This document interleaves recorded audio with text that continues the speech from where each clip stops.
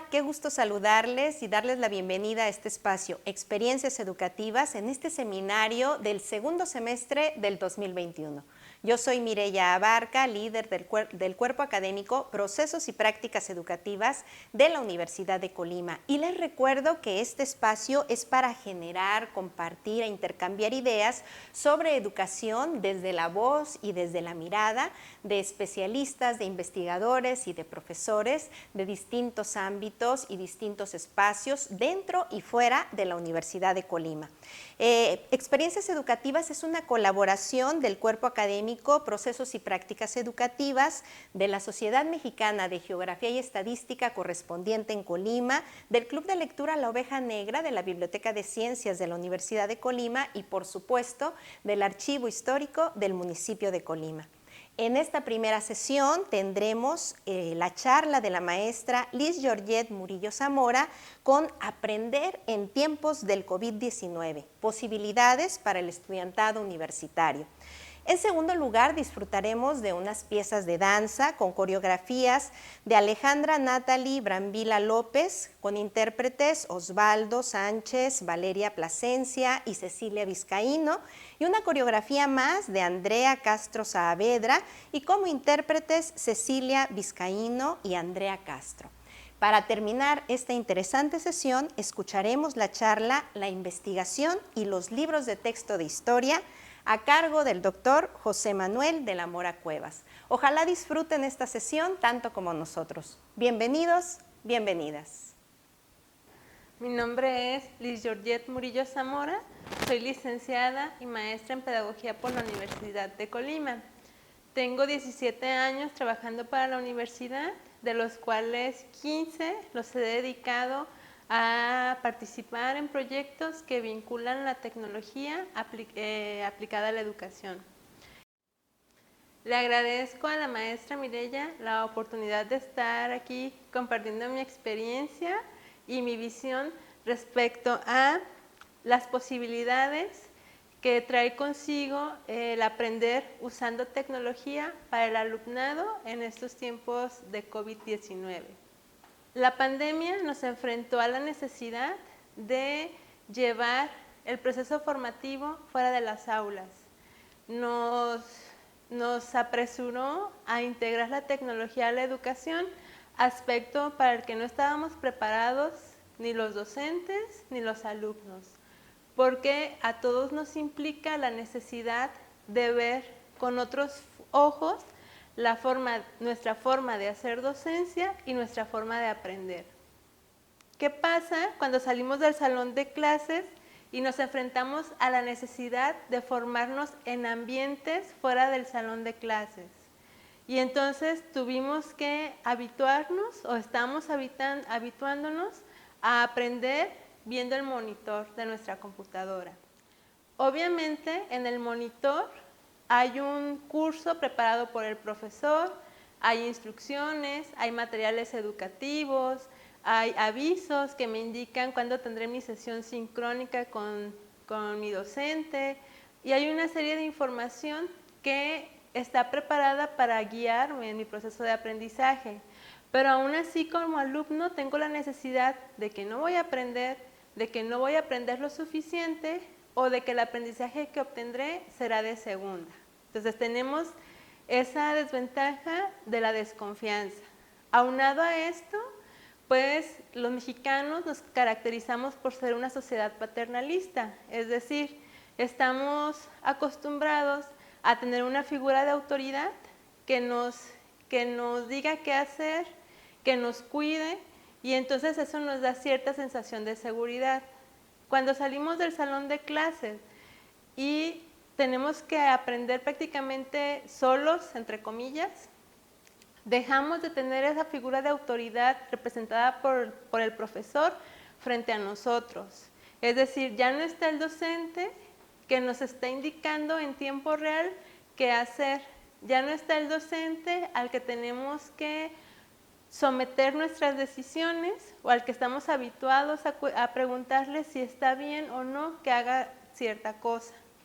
Es decir, nos enfrentamos entonces a la necesidad de ser responsables de nuestras decisiones. Entonces, si sumamos la desconfianza con esta responsabilidad a la que quizás no estábamos habituados a asumir, pues entonces es comprensible que nos estemos sintiendo en desventaja al estar aprendiendo con mediación tecnológica. Para atender estas dos situaciones que nos pueden limitar es donde entra en juego el aprendizaje activo y el aprendizaje autónomo. Desde mi experiencia son dos enfoques que nos pueden ayudar a asumir un papel activo y comprometido en la construcción de nuestro aprendizaje, guiados por un profesor. Recordemos que el estar en un proceso de formación profesional hace que estemos en un ambiente controlado, donde los profesores están generando situaciones para formarnos, no para aprobar una materia. Están generando situaciones que nos ayudan a formarnos para la vida, para nuestro ejercicio profesional. Entonces, es echar mano de las posibilidades de asumir un rol activo y dinámico en mi aprendizaje y de ir asumiendo la responsabilidad de que lo que aprendo o lo que dejo de aprender en gran medida depende de mí, pues nos puede ayudar a desarrollar competencias que vamos a aplicar no solo en la carrera, sino durante nuestro ejercicio profesional. Yo generalmente les comento a mis alumnos que cuando egresamos, pues hay necesidades de formación que debemos atender solos. Ya no está el profesor al que tienes que preguntarle cómo le voy a hacer. Solito o solita debes empezar a buscar cómo atender esa necesidad de formación, porque cuando estés trabajando, pues no será válido que digas no sé o eso no lo vi. Entonces, es por esto que es de suma importancia que aprovechemos que estamos trabajando en estos ambientes controlados, lejos físicamente del profesor, para ir desarrollando esas competencias que nos van a ayudarnos a nivel profesional y a nivel personal. El aprendizaje activo rompe entonces con la visión del alumno pasivo, con la tabula rasa a la que el profesor va a depositar sus conocimientos. Le otorga al alumno un rol dinámico y a los profesores nos obliga a planear centrados en ustedes, en los alumnos, en lo que tienen que aprender. Con la pandemia nos vimos en la necesidad los docentes de seleccionar contenidos clave para entonces ustedes aprendieran lo que tienen que aprender y rompimos con el esquema de enseñarles lo que les queríamos enseñar, cosa que debimos haber hecho hace mucho tiempo, pero que se volvió más sensible o la necesidad se manifestó de una manera más aguda con la situación de la pandemia y del aprendizaje mediado por tecnología. Por su parte, el aprendizaje autónomo va muy de la mano con la capacidad de aprender a aprender, es decir, de que nos hagamos responsables de nuestro propio proceso de aprendizaje para que logremos desarrollar esta competencia tan importante a lo largo de la vida. En el marco del aprendizaje autónomo es como muy importante que rompan con esa visión de que están solos con su monitor. Es importante que se echen mano entonces del aprendizaje activo y aprovechen o expriman a sus profesores en el sentido de comunicarse, de atender dudas, de pedirles información o orientación para poder profundizar en ciertos contenidos. Es decir, los profesores trazamos la ruta que creemos más adecuada para que ustedes puedan aprender, para que lleguen, por decirlo de manera muy burda, de no saber a saber, de no saber hacer algo a desarrollar la competencia. Pero a ustedes también les toca comprometerse con ese aprendizaje, asumir un rol activo, comunicarse, preguntar,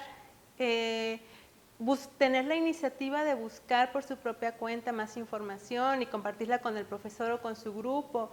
Es decir, comprometerse con su formación. Recuerden, y en esto lo voy a insistir mucho, se están formando para ejercer una carrera, se están formando para la vida. No se están formando para pasar una materia solamente.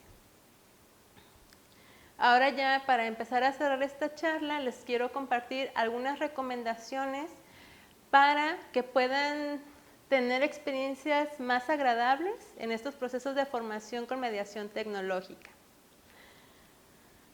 La primera, pues, es reconstruir su visión de qué implica ser alumno. Los profesores tuvimos que replantearnos la docencia, es decir, no es lo mismo hacer docencia en el salón de clases que hacer docencia en el ambiente virtual.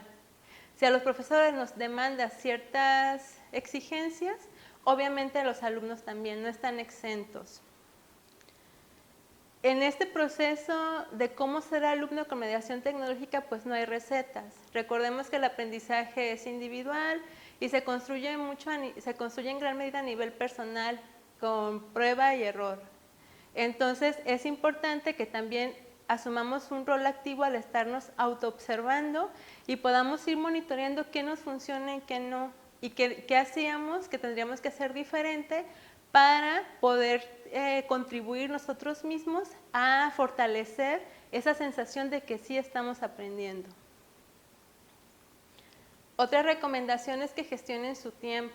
Sé que esta dinámica de trabajo en casa o de estar aprendiendo en casa nos ha descontrolado un poco o mucho nuestras rutinas, pero es importante administrar nuestros horarios. Es importante que tengan presente la fecha de entrega de sus tareas o actividades. ¿Y cómo lo voy a tener presente? Pues necesito leer, necesito revisar las instrucciones, tener bien claras las fechas de entrega de las tareas. Si no me quedan claras, pues ¿qué tengo que hacer? Preguntarle a mi profesor.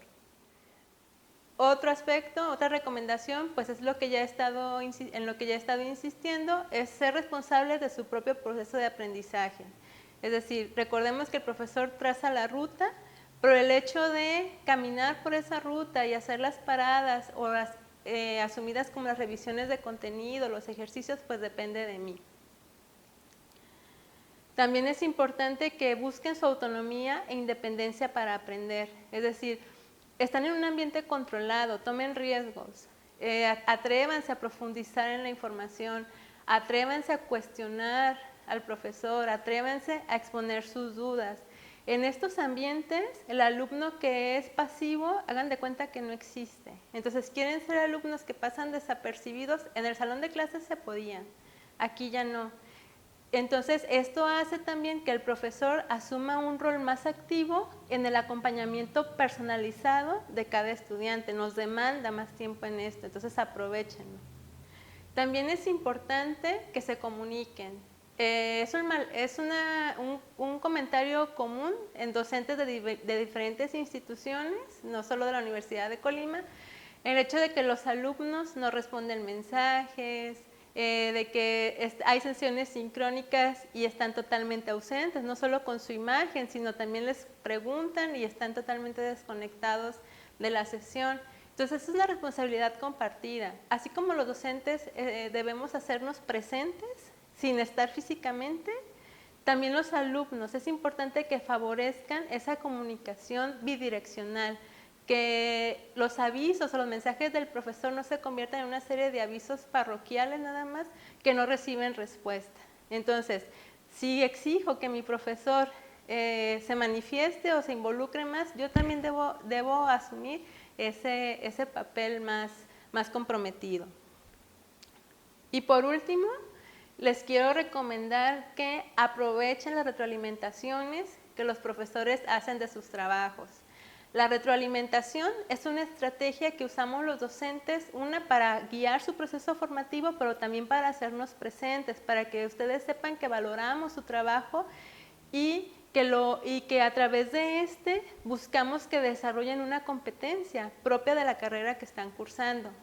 Recuerden que los trabajos no son nada más tareas que les pedimos para aprobar la materia, son actividades o evidencias que les proponemos para ayudarlos a desarrollar una competencia que tiene que ver con lo que van a ejercer profesionalmente. Entonces, hagan caso de las retroalimentaciones, atiendan observaciones, reflexionen respecto a por qué el profesor les está sugiriendo cierto cambio o les está replanteando cierta idea.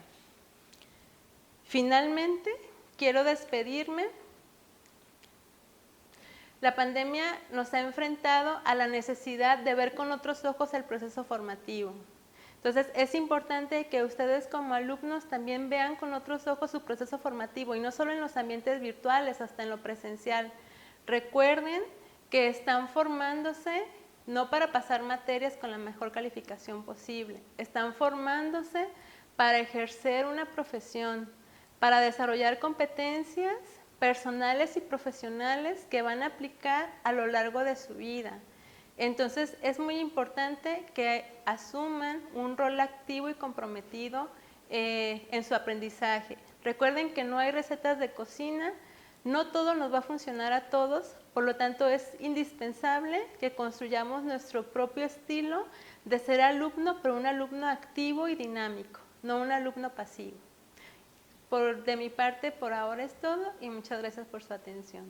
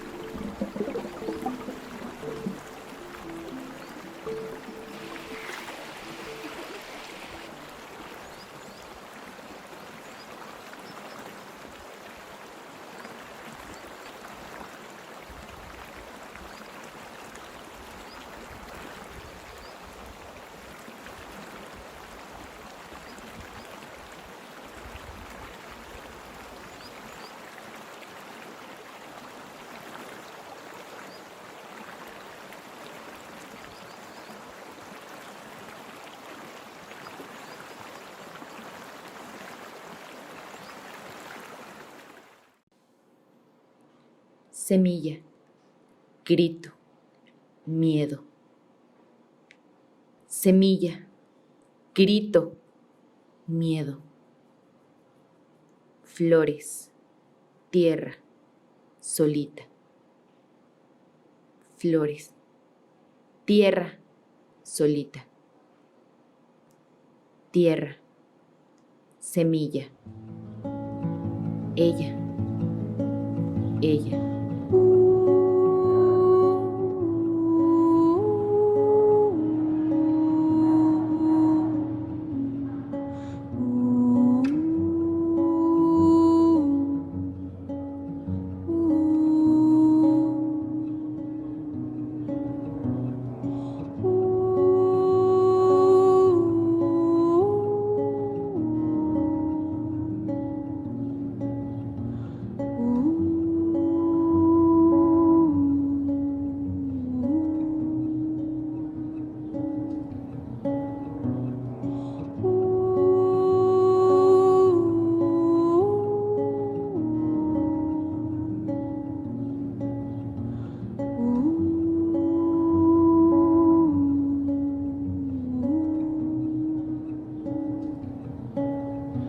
Si me matan cuando me encuentren, que digan siempre, que digan siempre que fui cantora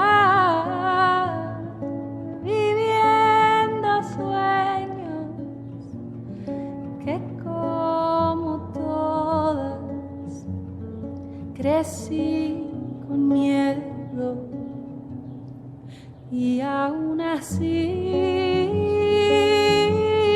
salí solita a ver estrellas, andar los días y aún así salí solita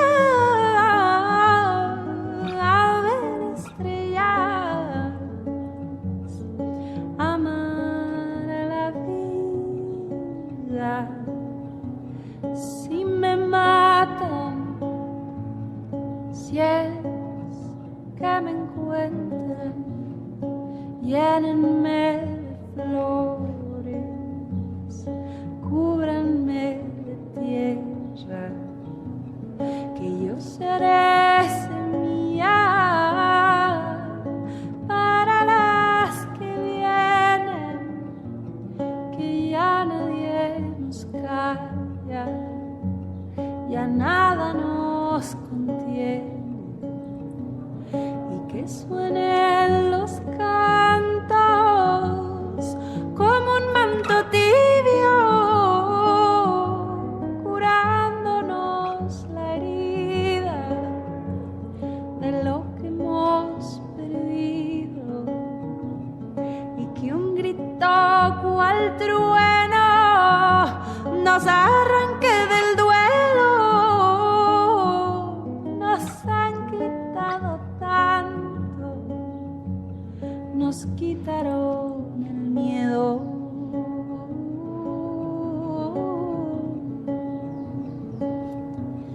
Que quede la esperanza y el azul del cielo, mirarnos a la cara, hermana, yo te quiero.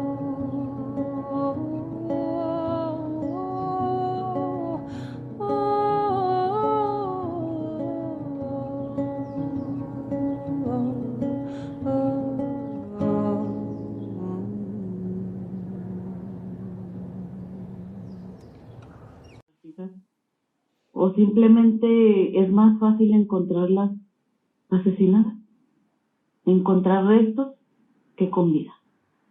Me bajo del camión y es de voltear pues a todos lados, que no haya nadie y pues Ella fue asesinada por su pareja el 9 de febrero de 2020. Valeria desapareció el 8 de junio de 2017 en la combi en la que iba hacia casa. Nunca llegó. Su cuerpo fue encontrado días más tarde.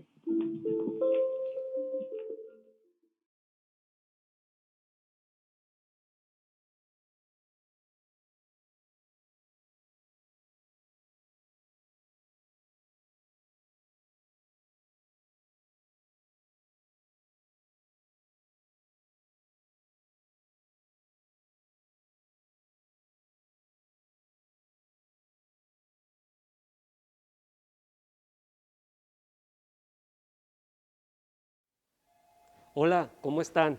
Los saludo con mucho gusto. Soy José Manuel de la Mora, profesor de la Facultad de Ciencias Políticas y Sociales de la Universidad de Colima. Agradezco mucho la invitación que me hicieron para poder compartir con ustedes un poquito del trabajo que hacemos los profesores universitarios. Como ustedes saben, además de impartir clases, nosotros tenemos que hacer también investigación y eso es lo que les quiero hablar, de una línea de investigación que yo he emprendido en los últimos años y que me ha hecho muy feliz y me ha hecho muchas satisfacciones a nivel profesional, académico y también a nivel personal. Yo hablo de la historia, estimadas y estimados, y quiero compartirles a ustedes algunas reflexiones al respecto. Todos tenemos una idea de lo que es la historia, y esta idea de la historia casi siempre está influenciada por lo que nosotros aprendemos en la escuela. El vehículo por medio del cual, a través del cual nosotros aprendemos sobre la historia es el libro. Y yo les quiero hablar hoy del libro de texto, que es una de mis líneas de investigación. Estimados, todos recordamos aquel libro de primaria con la portada, con esta pintura que representa a la patria. Es un libro de historia que además se ha convertido en un libro histórico. Es un libro que ha formado a una gran cantidad de mexicanos desde el año de 1960, en que se lanzó por primera vez en México el libro de texto gratuito y obligatorio. Esta es una política pública de mucho éxito que ya tiene más de 50 años en nuestro país. No en todos los países existe esta política, no todos los países tienen un libro de texto oficial, nosotros lo tenemos, tiene muchas ventajas y yo opino que es el momento también de reflexionar acerca de las áreas de oportunidad. ¿Qué vamos a encontrar en el libro de texto de historia, que es el que empleamos para aprender y para enseñar historia? Vamos a encontrar, estimadas y estimados, no la historia académica, no la historia de los investigadores, de los eruditos, vamos a encontrar la historia escolar. ¿A qué le llamo la historia escolar, estimados? La historia escolar tiene características peculiares que la diferencian de la historia académica. La historia escolar, estimados, tiene varias finalidades. A diferencia de la historia académica o de los eruditos, la historia oficial tiene la finalidad de contar la versión de la historia de México que considera el gobierno es la adecuada. Siendo así, ustedes podrán entonces entender que si existen cambios en el gobierno, podrán existir cambios en la manera en que se cuenta la historia de México, y eso ocurre. Afortunadamente tenemos a nuestra disposición el enorme acervo de la Comisión Nacional del Libro de Texto Gratuito para poder estudiar las continuidades y las rupturas en los diferentes libros. Reitero, yo en particular trabajo el libro de historia. La historia oficial, entonces, es la que vamos a encontrar en los libros de texto, es la historia que emite el Estado, se le llama también historia de bronce, y por supuesto que esta historia tiene características particulares. Para entenderla mejor hay que hablar de la etapa de surgimiento de esta historia. Nos ubicamos en la historia de México en el siglo XIX, estamos hablando aproximadamente de inicios de la segunda mitad. Tenemos a la República restaurada, Juárez recién vence al emperador Maximiliano y restaura la República en México, y a partir de ahí se dedica, a los poquitos años que le quedaron de vida, se dedica a consolidar instituciones. Juárez puso mucho interés en la construcción de en ese entonces el Ministerio de Instrucción, y fíjense, fue una misión iniciada por Juárez, la de contar la historia de México, que fue continuada con mucho ahínco por los porfiristas. Inicia Juárez a partir de 1858 por ahí, y tenía en su momento la meta, la finalidad de Fíjense nada más, sustituir con un calendario cívico el calendario religioso. Como saben, Juárez también es el gran artífice de la separación entre la Iglesia y el Estado, es el artífice de las reformas, que también fueron pues, en su momento muy polémicas, pero a partir de Juárez, pues el Estado es quien toma la primacía en todos los aspectos de la vida de México. Se dio cuenta el presidente Juárez que las costumbres seguían regidas por la tradición religiosa eminentemente católica y había que sustituir no solamente el calendario, estimadas y estimados, teníamos que construir nuevos lugares de identidad y para esto hubo incluso que cambiar nombres de calles, hubo que, en su momento desafortunadamente, hubo que destruir algunas instalaciones, algunos edificios religiosos porque pues había que consolidar otra visión de país. A partir de ese entonces, las fechas del calendario son las que conocemos ahora, las fechas de nuestras fiestas son más o menos las que conocemos ahora y dejaron de ser las religiosas. Entonces, estimados, se cumplía así una de las funciones principales de la historia escolar, que es la consolidación de un calendario eminentemente cívico. El libro de texto de historia está pensado en que el niño adquiera una memoria colectiva, entonces tiene que contarle la historia a partir de relatos, para lo cual necesitaba generar personajes. Son relatos cortos, ustedes los conocen, son episodios nacionales, son lugares comunes ahora de la identidad nacional, de la conciencia colectiva, y eso se lo debemos al libro de historia. El libro de historia tiene una peculiaridad, a diferencia del libro de matemáticas o el de biología, que te enseña a sacar cuentas o te enseña cómo son las plantas. El libro de historia no te enseña a hacer nada. El libro de historia te enseña a ser. ¿A hacer qué cosa? A ser mexicano, a ser mexicana, a reconocerte diferente a los demás países y con características propias y una identidad mexicana muy peculiar. A través de todas estas características, el Estado buscaba, y lo logró con bastante éxito, generar identidad. Hasta el día de hoy, estarán de acuerdo conmigo, no hay nada más satisfactorio que unirnos en el grito de Viva México el día de las fiestas, o cómo nos sentimos cuando vemos ondear nuestra bandera, estimados, o cuando recordamos las gestas heroicas, recordamos a los héroes y heroínas de nuestra historia. Esto se lo debemos al libro de historia de México, al libro de primaria.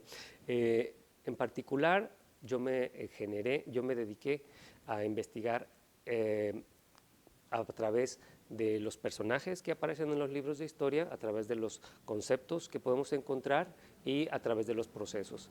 Cuando trabajamos este tipo de materiales, cuando trabajamos con la manera en la cual son representados estos personajes, siempre lo hacemos en pares, porque así es la metodología de esta investigación. Usualmente lo hacemos así, facilita mucho, de manera que podemos encontrar a un personaje protagonista frente a un antagonista. Muy interesante que en el periodo de tiempo que yo analicé es posible identificar cómo personajes que ahora son básicos de nuestra historia, de la historia mexicana, no existían. Y por el contrario, personajes que antes existían que ahora ya no existen. Me estoy refiriendo específicamente a Hernán Cortés, que al inicio del periodo que yo analicé era un personaje con muchísima importancia y que para el momento actual pues ha quedado reducido. Lo mismo ocurre con el primer emperador mexicano, con Agustín de Iturbide. Al principio era retratado como el creador de la independencia nacional. Conforme pasa el tiempo, pues perdió popularidad su personaje. Quienes ganaron mucha popularidad fueron los personajes de los pueblos originarios de México, Cuauhtémoc, Moctezuma, y también, por supuesto, los personajes originados a partir de la República Restaurada. Me estoy refiriendo en particular a Benito Juárez y los que sucedieron después. Hubo un intento muy fuerte de parte del porfirismo por instaurar también las figuras porfirianas, en particular Porfirio Díaz, pero pues después de la Revolución Mexicana, del estallido de este movimiento social, pues la figura de Porfirio Díaz también cayó en desuso en los libros de texto. Es muy interesante ver cómo los conceptos aparecen y desaparecen en los libros en el momento inicial de la enseñanza de la historia, a través de los libros de historia podemos ver con mucha frecuencia el concepto de nación y el concepto de patria. Poco a poco este concepto se modificó y empezamos a ver el concepto de desarrollo, que es un concepto ya casi del siglo XX, que no existía al principio de la etapa de la enseñanza de la historia.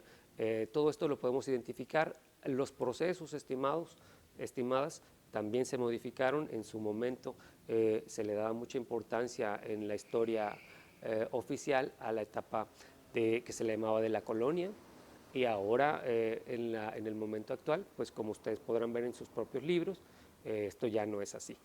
Se ha considerado que esta etapa de ocupación de casi 300 años de ocupación española no debe ser recordada como se recordó al principio. En fin, pues es un tiempo determinado que tenemos para hablar acerca de ese tema. Yo lo que les propongo es ponerme a sus órdenes.